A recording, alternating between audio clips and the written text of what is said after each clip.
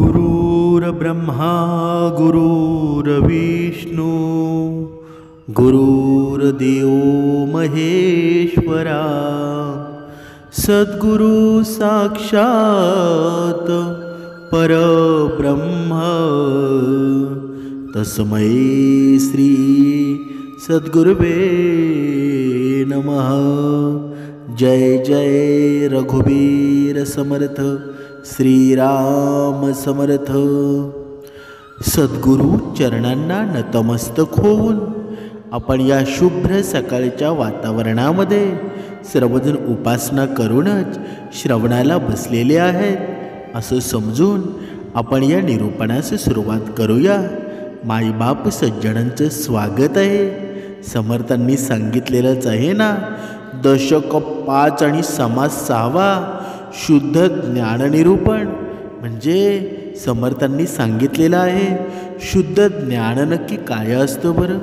आपण भक्तिमार्गामध्ये आहोत, आपण उपासना करतो, श्रवण करतो, पण जोपर्यंत शुद्ध ज्ञानाची ओळख जोपर्यंत होत नाही ना, तोपर्यंत हा भक्तिमार्गसुद्धा आपल्याला उमजत नाही।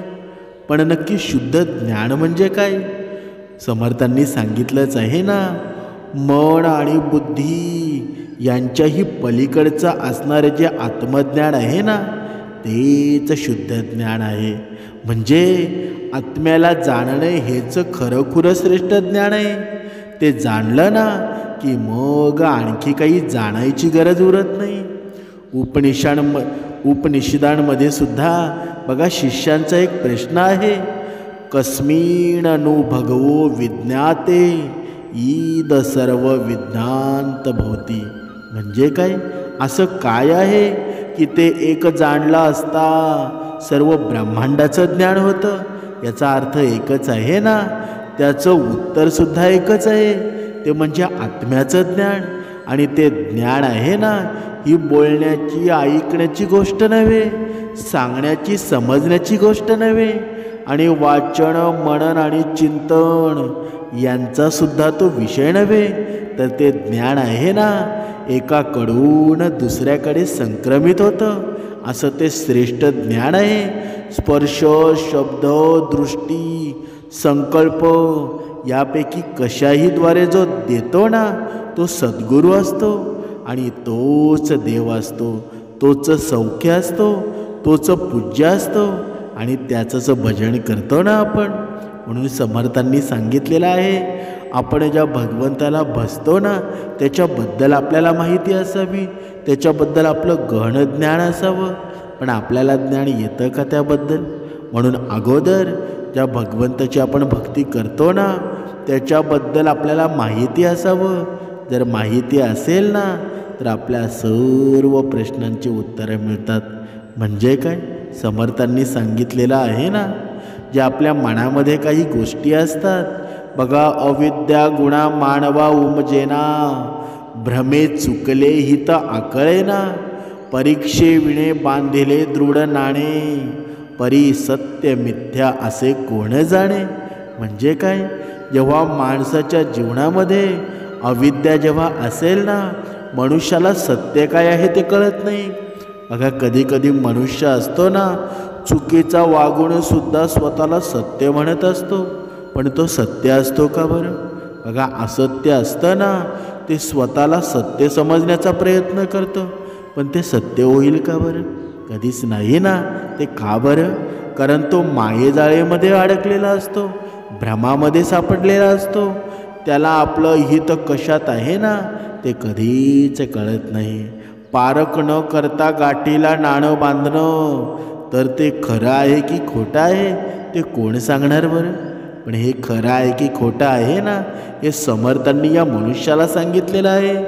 ज्या पद्धतीनं आपल्या जीवनामध्ये पाप संकल्प आहे ना, तो ज्या पद्धतीनं आपण सोडून देऊ तेव्हाच भक्ती मार्गामध्ये राहू ना। समर्थांनी मनाच्या श्लोकांमध्ये सुंदर वर्णन केलेलं आहे।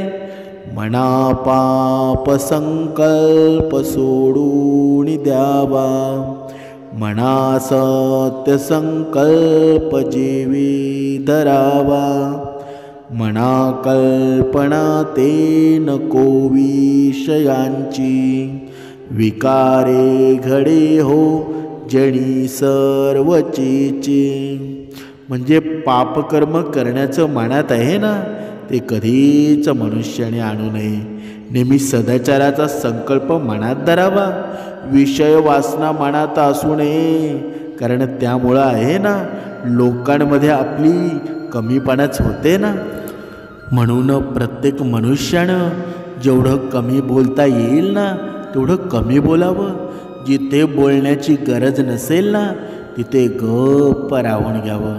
पण मनुष्य तसा करतो का? जिथे तुझं कोणी ऐकायला सुद्धा तयार नसतो तिथेच जास्त बोलत असतो. जिथे त्याला इज्जत दिली जाते ना तिथे तो अजिबात बोलत नाही, तिथे तो बाजूला निघून जातो. म्हणजे हे घडतं कसं? जिथे संत संगती आहे ना तुझ्या आत्म्याला प्रेम मिळणार आहे, तुझ्या आत्म्याला शांती मिळणार आहे, तिथं तू थांबायला तयार नसतोस. पण जिथे अवगुणांचा वास असतो तिथे तुझं मन लागतं. मग तुझी अधोगती झाल्याशिवाय राहील का? समर्थांनी सांगितलेलं आहे ना. आणि मनुष्याची अधोगती होते कधी? जेव्हा मनुष्याच्या मनामध्ये अहंकार निर्माण होतो, जेव्हा मनुष्याच्या मनामध्ये क्रोध निर्माण होतो, तेव्हाच अधोगती होते ना. समर्थांनी मनाच्या श्लोकांमध्ये सुंदर वर्णनसुद्धा केलेलं आहे. नको रे मना क्रोध हा खेदकारी, नको रे मना कामनाना विकारी, नको रे मना लोभ हा अंगीकारू, नको रे मना मस्तरुदंब वारू. म्हणजे काय? समर्थांनी सांगितलंच आहे ना, मना क्रोध खेदकारक आहे. म्हणजे तुझ्या मनामध्ये जर क्रोध येत असेल ना तर तुझ्या अधोगतीचं ते कारण बनणार आहे. म्हणून तुझ्या जीवनामध्ये आलेला क्रोध आहे ना, हा राग आहे. जर तुला काढून टाकायचा असेल ना तर तुला समर्थ विचार धारण करायला लागतील. तुझ्या जीवनामध्ये जर समर्थ विचार असतील ना, समर्थ विचार प्रणाली असेल तर तुझं जीवन आहे ना ते योग्य मार्गावर येईल. ही तुझ्या जीवनातले काम आहे, वासना आहे, ही नाना प्रकारे विकारी असते. त्यांचा अंगीकार करू नकोस. मस्तर भंडूगिरी यांना देखील जवळ करू नकोस. पण मनुष्य मात्र चांगल्या मार्गावर चालतो का बरं? तो नुसता शॉर्टकट शोधत असतो. पण जो चांगला मार्ग असतो ना, भले तू 2 मिनिटं लेट पोचशील पण तुझ्या जीवनामध्ये धोका कसलाही नसेल. पण मनुष्य मात्र त्याला 1 सेकंडसुद्धा लेट पोचणं नको आहे. तो शॉर्टकट मार्गाचा प्रयत्न करतो. पण या जीवनामध्ये शॉर्टकट काही आहे का बरं? काहीच नाही. जर तुम्ही शॉर्टकट शोधायला गेलात ना तर तुम्ही अधोगतीला निर्माण व्हाल. आणि अधोगती तुमच्या जीवनाचं राख रांगोळी करून टाकते. म्हणून त्या गोष्टीचा फायदा आहे का काही? काहीच नाही आहे ना. म्हणूनच समर्थांनी सांगितलंच आहे, तुमच्या मनामध्ये किती जरी दुःख निर्माण झालं, किती जरी कोणत्या गोष्टीचं तुम्हाला भरपूर त्रास निर्माण झाला तरी भक्तिमार्ग मनुष्याने कधीच सोडू नये. म्हणजे पायाला लागलेली ठेच आहे ना पुढचा रस्ता जपून चालवायला शिकवते. आणि मनाला लागलेली ठेच माणसं जपून जोडायला शिकवते. म्हणून आयुष्यामध्ये किती जरी संकट आली, किती जरी दुःख आले ना तरी ती काही काळानंतर जाणार आहेत. पण आपल्या मनाचं काय? मनाला पोचलेली ठेच ती जाईल का बरं? कधीच जाणार नाही. म्हणून आपण रस्ता आहे ना तो योग्य मार्गाचा असावा. जोपर्यंत आपला रस्ता योग्य मार्गावर नसेल तोपर्यंत आपली अधोगती आहे ना ती 100% ठरलेली आहे. काही लोक असतात आपल्या अहंकारामुळं किमती नाती गमावतात, तर काही लोक असतात ना नाते वाचवण्यासाठी स्वतःची किंमत देखील गमावतात. आपण त्यातले कोण आहोत याचा आपण विचार करावा. कुणाचं चांगलं करता आलं नाही ना तरी हरकत नाही, पण चांगलं करणाऱ्याला बरबाद करू नका. कारण का बरं? कारण मनगटातील ताकद संपली ना की माणूस हातामध्ये भविष्य शोधतो. आणि तुमचं जीवन हे तुमच्या कर्मानुसार घडत असतं. जीवनात कर्मावून मोठं काहीच नाही. म्हणून कर्माना घाबरा, कारण एक दिवस असा येईल ना सर्व हिशोब चुकता होणार आहे. म्हणून कर्मांना घाबरा, कारण चंदनाच्या झाडाला आहे ना विषारी सापाने विळखा घातला म्हणून त्यांचा सुगंध कमी होत असतो का बरं? कधीच नाही ना. म्हणजे ज्याचे कर्म चांगले असतात तो कधीच संपत नाही. तुम्ही कितीही प्रयत्न करा, त्याला कितीही त्रास देण्याचा प्रयत्न करा, पण नियती तुमच्या विरुद्ध दिशेने फिरेल. म्हणून जो कर्माने चांगला वागतो ना त्याचा शेवटसुद्धा विजय होतो. तो कधीच संपत नाही. तुम्हाला वाटत असेल त्याची परिस्थिती गरीब आहे, तो धनवान नाही, श्रीमंत नाही, पण एक दिवस त्याचा विजयच होणार आहे. त्याचा विजय रथ तुम्ही रोखू शकणार नाही. म्हणूनच सत्याला कधीच डिवचू नका, नाहीतर ते असत्याला फाडून खाऊन निघून जातं. सत्य आहे ना भले तुम्हाला लेट परिणाम देईल, पण सत्य असतं ना ते कधीच हरवू शकत नाही. कधीच ते हरवू शकत नाही. त्याचा विजयच होणार आहे. म्हणूनच समर्थांनी सांगितलेलं आहे ना, एका शिष्याने गुरुला विचारलं की परमेश्वराला खाली वाकून नमस्कार आहे ना तो का करायचा बरं? त्यावर गुरुदेव म्हणाले की आपल्या चिंता असू द्या, आपली काळजी यांचा वास आपल्या कपाळावर असतो. आणि आपण जेव्हा परमेश्वरासमोर नतमस्तक होतो ना तेव्हा त्या चिंता आणि काळजी आहे ना त्यांच्या चरणावर पडतात आणि त्या दडपणातून आपण मुक्त होतो. बघा किती सुंदर वाक्य आहे ना. तुमच्या मनाला सुद्धा नम्रता जाणवलेली असेल. म्हणजे मनुष्याच्या जीवनामध्ये जर नम्रता असेल ना तर किती सोपं आणि साधं जीवन आहे बरं. आणि ज्याच्या जीवनामध्ये बघा साधं आणि सोपं जीवन आहे ना त्याच्या जीवनामध्ये धनसंपत्तीसुद्धा टिकून राहते. आणि ज्याच्या जीवनामध्ये अहंकार असतो, नम्रता नसते, त्याची संपत्तीसुद्धा लयास जाते. म्हणूनच समर्थांनी आपल्याला हात जोडायला शिकवलेला आहे की हात वर करायला शिकवलेला आहे बरं? जोडायला शिकवलेला आहे ना. जेव्हा आपण एखाद्या मनुष्याला पाहतो तेव्हा आपले दोन हात आहेत ना ते आपोआप एकत्र येतात, कारण ही नम्रता आहे. आणि ही नम्रता कोणत्या धर्मामध्ये तुम्हाला जाणवेल का बरं? कोणत्या पंथामध्ये तुम्हाला जाणवेल का बरं? ही नम्रता आहे ना या भारतीय संस्कृतीचं ब्रीद आहे. म्हणून अगोदरची लोकं असायची बघा, जी वडीलधारी असायची ती अगोदर जेव्हा कोणी भेटला ना राम राम म्हणायची, हात जोडायची, समोरच्याच्या पाया पडायची. पण आता या कलियुगामध्ये आपण असं बघतो का? कोणी या मुखातून राम राम तरी म्हणतं का? कोणी कोणाच्या पाया पडतं का? बघा आपली वडीलधारी माणसं आहेत ना, बघा एखादा कार्यक्रमामध्ये भेटली, कुठे जरी भेटली ना, बघा व्हाईट टोपी घालून, व्हाईट धोतर असतं आणि ते एकमेकांना भेटतात ना तेव्हा गळा भेट करतात, एकमेकांचं पाया पडतात. ही संस्कृती कोणाची आहे बरं? आपलीच आहे ना. मग आपण काय एवढे विसरलेलो आहोत? ही संस्कृती आपल्याला जीवन जगायला शिकवते, पण मनुष्याला मात्र अहंकारामध्ये जीवन जगायला आवडतं. पण तो अहंकार आहे ना तुमच्या नाशाचं कारण बनणार आहे. आणि जोपर्यंत तुम्ही ऐकलंसुद्धा असेल, हा नाचणारा मोर आणि पैशाचा जोर आहे ना तो कधीच कायमस्वरूपी नसतो. जेव्हा काळ संपला तो पिसारा आणि वेळा आला ना की पसारा आटपापाच लागतो. म्हणून जास्त अहंकारी बनू नका. तुम्हाला वाटत असेल दुसरा कमजोर आहे, पण त्याला कमजोर समजू नका. कारण जेव्हा त्याची शक्ती निर्माण होते ना, जेव्हा त्याच्यामध्ये ऊर्जा निर्माण होते तर भळे भळे पर्वतसुद्धा छेदून टाकतो. म्हणूनच समोरचा जरी धनवान नसेल, श्रीमंत नसेल तरी त्याला कमजोर समजू नका. ज्या मायबापानं, ज्या भगवंतानं ही सृष्टी निर्माण केली आहे ना त्याचा तो भक्त आहे आणि त्या भक्ताला कधीच कमी समजू नये.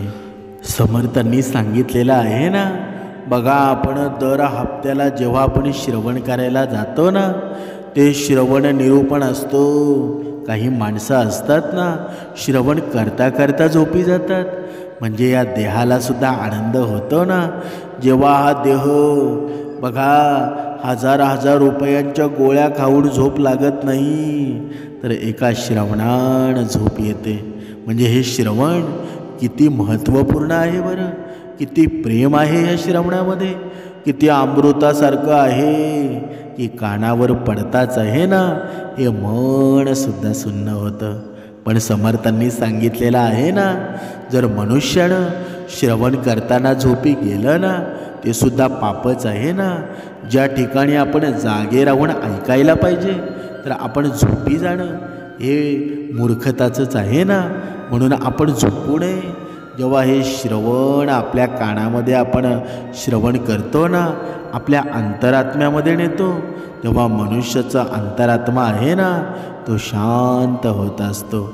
आणि जर आपण झोपी गेलो तर मग आपल्या जीवनामध्ये श्रवण घडेल का बरं?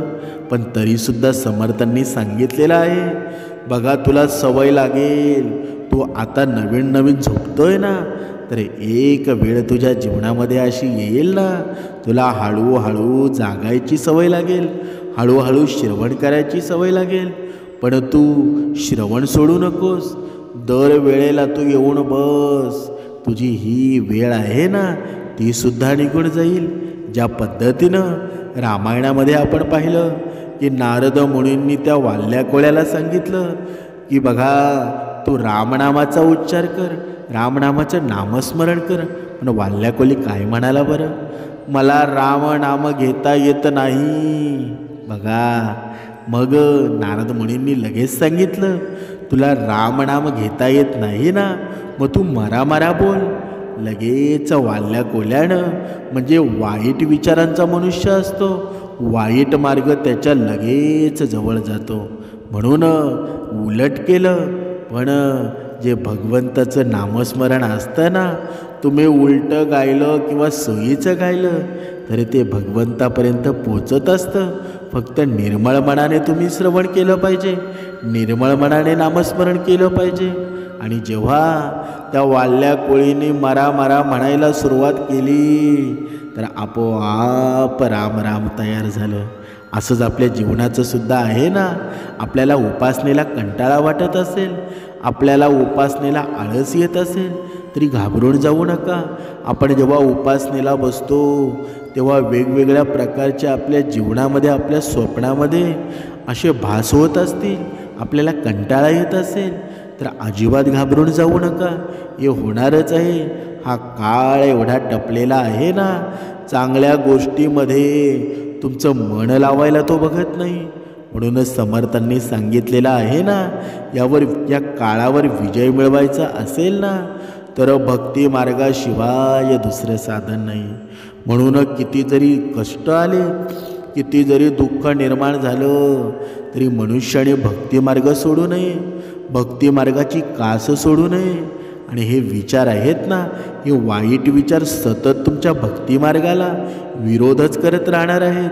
पण तुमच्या जीवनामध्ये निरंतर रामनामाचं हे श्रवण झालं, हे नामस्मरण चालू राहिलं, तर ते वाईट विचार आहेत ना, एक दिवस निघून जातील. तुमच्या अंतरात्म्यामध्ये तो रावण निघून जाईल आणि तिथे श्रीराम निर्माण होईल. समर्थांनी सांगितलेलं आहे ना, मनुष्य नामस्मरणाकडे जास्त लक्ष देत नाही, पण तो दुसऱ्याकडे जास्त लक्ष देतो ना, त्याच्यामुळे तो स्वतः दुःखी होऊन जातो.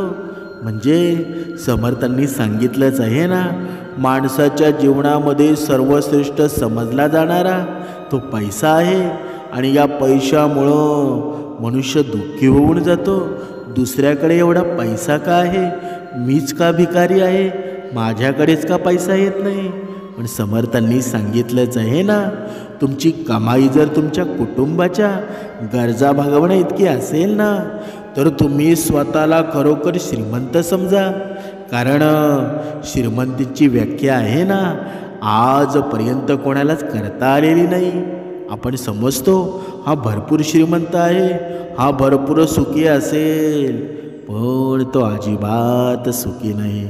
समोरचा जर कार चालवत असेल, कारमध्ये प्रवास करत असेल, आपण टू व्हीलरनी प्रवास करत असू ना, तर स्वतःला कमी समजू नका. एक वेळ तुमचीसुद्धा येणार आहे. पण अध्यात्म मार्गाने मिळालेली संपत्ती असते ना, ती निरंतर सुख प्रदान करते, ती निरंतर समाधान प्रदान करत असते. आता दुसऱ्याकडे तुम्हाला फोर व्हीलर दिसत असेल, कार दिसत असेल, बंगला दिसत असेल, पण त्या सगळ्यांनी त्याला समाधान निर्माण होतं का ते तुम्हाला माहीत आहे का? म्हणून जास्त विचार करत बसू नका. जे प्रेमानं मिळतं ना, ते बळानं कधीच मिळत नाही. जे श्रमानं मिळतं ना, ते मागून कधी मिळत नाही. जे भक्तीनं मिळतं ते शक्तीनं कधी मिळत नाही. जे अनुभवानं मिळतं ते पुस्तकं वाचून मिळत नाही. आणि मार्ग योग्य असेल ना, तर मात्र पाहिजे ते मिळवता येतं. म्हणूनच समर्थांनी सांगितलेलं आहे ना, श्रीमंती आणि पुढारीपणा हा केव्हा ना केव्हा वाऱ्यावर उडून जाणारच आहे. पण कायम टिकून राहणारी एकच गोष्ट आहे, ती म्हणजे आपलं व्यक्तिमत्व. म्हणून नेहमी मनाने श्रीमंती राहा. ही श्रीमंती आहे ना, ती जर मनाची असेल ना, तर आयुष्यभर समाधानी राहाल. आणि श्रीमंती म्हणजे काय? ज्या श्रीमंतीमध्ये समाधान नसेल, त्या श्रीमंतीचं काय करायचं बरं? जर पैसा असून निरंतर आपल्या घरामध्ये कोणीतरी आजारी होत असेल, मग त्या पैशाचं काय करायचं आहे बरं? आणि दुसरीकडे आपल्याकडे पैसा कमी आहे, पण आपलं आयुष्य सुंदर आहे, समाधानी आहे, हेच खरं सुख आहे ना. बाकी जीवनामध्ये सुख दुसरं काही आहे का? नाही ना. म्हणूनच समर्थांनी सांगितलेलं आहे ना, आपल्या जीवनाचं खरं सार आहे ना, ते आपले शुद्ध कर्म आहेत. जोपर्यंत माणसाच्या जीवनामध्ये कर्मफळ घडत नाही, तोपर्यंत आपल्याला परतावासुद्धा मिळत नाही. म्हणजे जर तुम्ही चांगले कर्म केले ना, त्याचं फळसुद्धा तुम्हाला चांगलं मिळणार आहे. पण मनुष्याच्या जीवनामध्ये बघा, या संपत्तीच्या नादामध्ये, अहंकाराच्या नादामध्ये सर्व गोष्टी विसरून जातो. आणि जेव्हा मृत्यूची वेळ येते ना, तेव्हा तो स्वतः एकटाच असतो की त्याच्याबरोबर कोणी असतं बरं? कोणीच नाही ना. ज्यांच्यासाठी तू काबाड कष्ट केले, मी करत भगवंताला तू विसरला, मग आता तुझ्यासोबत कोणी राहिला आहे का? ज्या मनुष्याला हे कळालं ना, तो भक्तिमार्गामध्ये निरंतर टिकणार आहे. आणि ज्याला हे कळालं नाही, त्याचं आयुष्य असंच सडणार आहे. म्हणून मीपणा सोडला पाहिजे. कारण हे कर्मफळ आहे ना, एवढं श्रेष्ठत्व निर्माण करतं की मनुष्याला अधोगतीपासून सुद्धा वाचवू शकतं आणि अधोगतीला सुद्धा नेऊ शकतं. म्हणजे एका उदाहरणाद्वारे आपण स्पष्ट करूया. एके दिवशी एक श्रीमंत मनुष्य देवाचं दर्शन घेण्यासाठी मंदिरात जातो. त्या श्रीमंत माणसानं खूप महागडे जोडे घातलेले होते आणि त्या मंदिराबाहेर अनेकदा चपला, ते जोडे चोरीला जातात, हेही त्यानं ऐकलं होतं. त्यामुळं आपले किमती शूज तिथेच सोडावंसे त्याला वाटलं नाही. चपला घालून मंदिरात जाऊ शकत नव्हता आणि त्याला त्याचे शूज होते ना, ते गमवायचे सुद्धा नव्हते. बघा, आपण सुद्धा, आपल्याला सुद्धा अनुभव असेल की आपण कुठे मंदिरामध्ये दर्शनासाठी गेलो ना, तर शूज आपण अशा जागी ठेवतो ना, तिथे कोणाचेच नसतील. त्या पद्धतीनं हा मनुष्य होता. त्यामुळं त्याची मोठी कोंडी झाली आणि थोडा वेळ विचार केल्यावर तो श्रीमंत माणूस मंदिराजवळ बसलेल्या एका भिकाऱ्याशी बोलला. त्या माणसानं आपलं जोडे काही काळ ठेवण्यासाठी भिकाऱ्याला दिले आणि भिकाऱ्यानं ते ठेवून घेण्यास होकार दिला. तो मनुष्य मंदिराच्या आत आला आणि पूजेला बसला. आणि पूजेला बसला असताना त्या श्रीमंताच्या मनामध्ये विचार आला की देवा, तू असं काय विचित्र जग निर्माण केलं आहेस. माझ्यासारख्या अनेकांना पायात महागडे बूट घालायला तू सक्षम बनवलंस, पण त्या गरीब भिकाऱ्यासारख्या असंख्य लोकांना अन्नासाठी सुद्धा भीक मागावी लागते. त्या माणसानं मनातल्या मनामध्ये देवाकडे तक्रार केली की त्यानं आपल्या सर्व लोकांना समान का बनवलं नाही, सगळ्यांना समान सुविधा का दिल्या नाही. मग त्यानं मनामध्ये ठरवलं की परत जाताना त्या भिकाऱ्याला 100 रुपये द्यायचे. पूजा आटोपल्यानंतर श्रीमंत माणूस बाहेर आला आणि तेव्हा त्याला ना स्वतःचे शूज दिसले नाही आणि तो भिकारी व्यक्ती दिसला नाही. त्याला वाटलं की तो भिकारी कुठल्या तरी कामासाठी गेला असावा, म्हणून तो थोडा वेळ तिथेच राहून तो उभा राहून त्या भिकाऱ्याची वाट पाहू लागला. बराच वेळ वाट बघूनसुद्धा जेव्हा भिकारी परतला नाही ना, तेव्हा त्या श्रीमंताला आपली फसवणूक झाल्याचं कळून आलं. दुःखी मनाने श्रीमंत माणूस अनवाणी आपल्या घराकडे चालू लागला. वाटेत त्या माणसाला फुटपाथवर एक बूट विकणारा बसलेला दिसला. तो श्रीमंत माणूस चप्पल खरेदी करण्यासाठी त्याच्याकडे गेला. तिथे पोचताच त्या श्रीमंताची नजर त्याच्या सारख्याच एका बुटावर पडली. श्रीमंत माणसानं ओळखलं की ते त्याचेच बूट आहेत. असं विचारलं असताना विक्रेत्यानं सुरुवातीला नकार दिला, परंतु वारंवार विचारणा केल्यावर आणि दबाव टाकल्यावर त्याने हे शूज एका भिकाऱ्याने त्याला 100ला विकल्याचं कबूल केलं.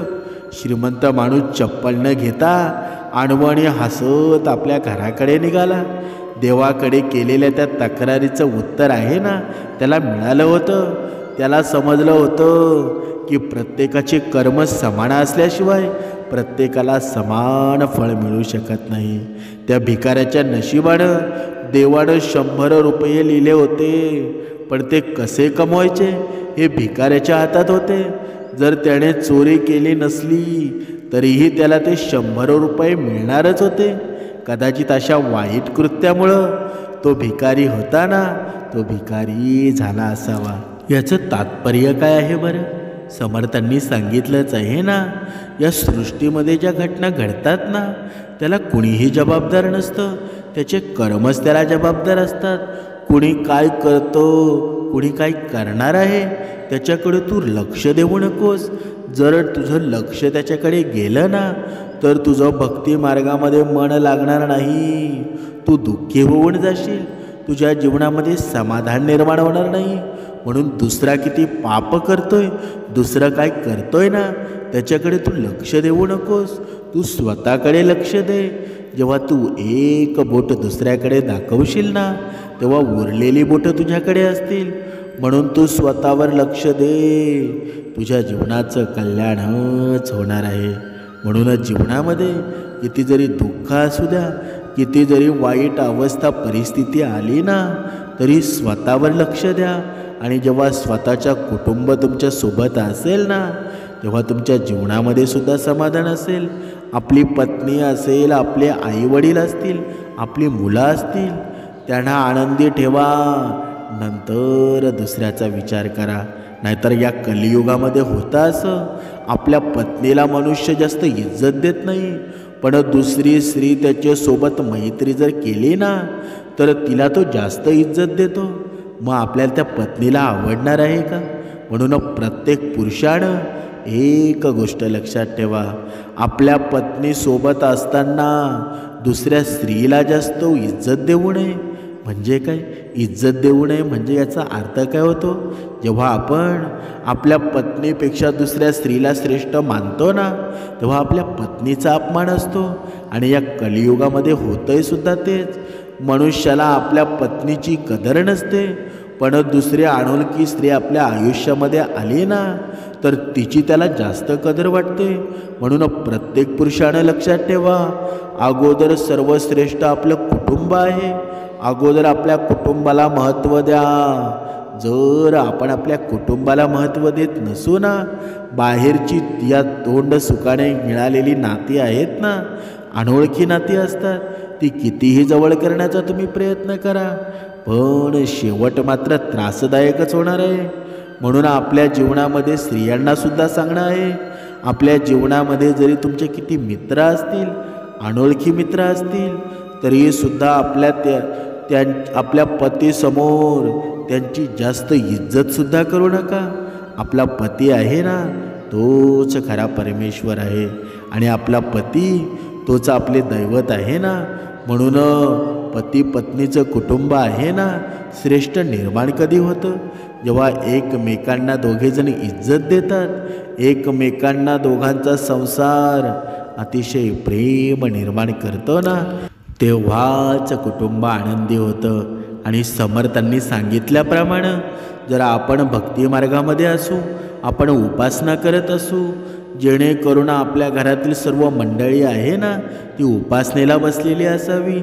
जेव्हा सर्व एकाच भक्ती मार्गामध्ये असतील ना, तेव्हा आपलं घर आहे ना नंदनवन होऊन जाईल, आपला संसार सुखाचा होईल. आणि जेव्हा तुमच्या चेहऱ्यावर जेव्हा आनंद झळकतो ना, तेव्हा भगवंताला सुद्धा बरं वाटतं. म्हणून भगवंताच्या विचारामध्ये राहा, समर्थांच्या विचारांमध्ये राहा. तुमच्या जीवनामध्ये येणारा काळ आहे ना तो भरपूर आनंदात जाणार आहे. तुमच्या जीवनामध्ये समाधान निर्माण होणार आहे. कसलीही चिंता करू नका, चिंतेमध्ये राहू नका. तुमच्यासोबत जर भगवंत असेल ना तर तुमच्या केसालाही धक्का पोचणार नाही. जय जय रघुवीर समर्थ.